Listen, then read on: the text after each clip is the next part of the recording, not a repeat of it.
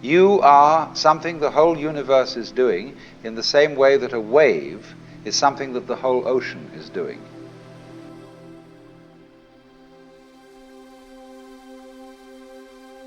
We have been educated to use our minds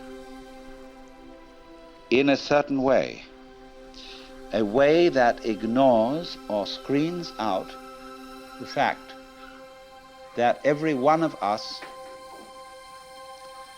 is an aperture through which the whole cosmos looks out. You see, it's as if you had a light covered with a black ball, and in this ball were pinholes, and each pinhole is an aperture through which the light comes out. So in that way, every one of us is actually a pinhole through which the fundamental light, that is the existence itself, looks out. Only the game we're playing is not to know this.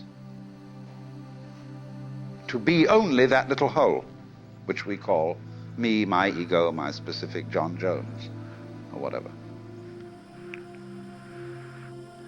If, however, you see, we can maintain at the same time the sense of being this specific John Jones with his role in life, or whatever, and know also underneath this that we are the whole works, you get a very marvelous and agreeable arrangement.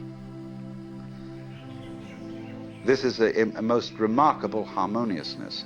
I mean, it gives one's life a great sense of joy and exuberance if you can carry on these two things at once. If you, in other words, you know that all the serious predicaments of life are a game.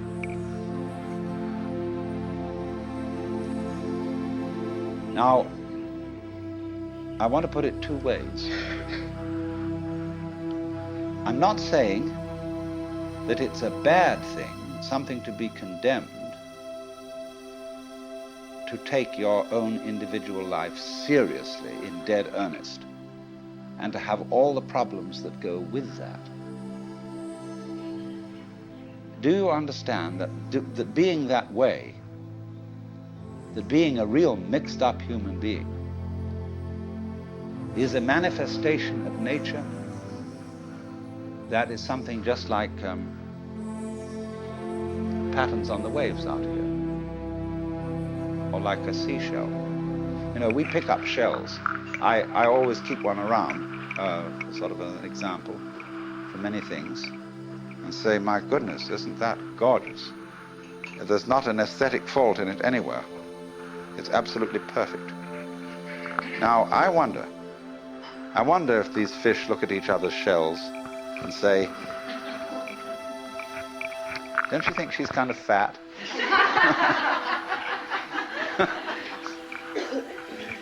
Oh my, those markings aren't really very well spaced. Because that's what we do. See, we don't realize that all of us, in our various goings-on and behavior and so on, are just as more marvelous, much more complicated, much more interesting. All these gorgeous faces that I'm looking at, you know, every one of them, some are supposedly pretty, some are supposedly not so pretty, but they're all absolutely gorgeous. And everybody's eyes is a piece of jewelry beyond compare. Beautiful. But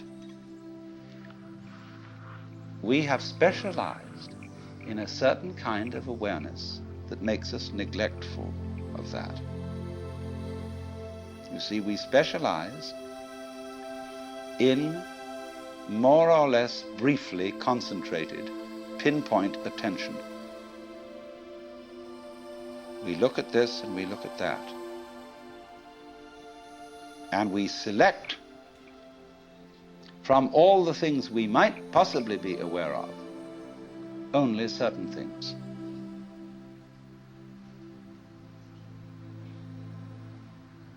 And as a result of that, we leave out of our everyday consciousness, generally speaking, two dimensions of experience. One, amazing beauty of experience that we never see at all.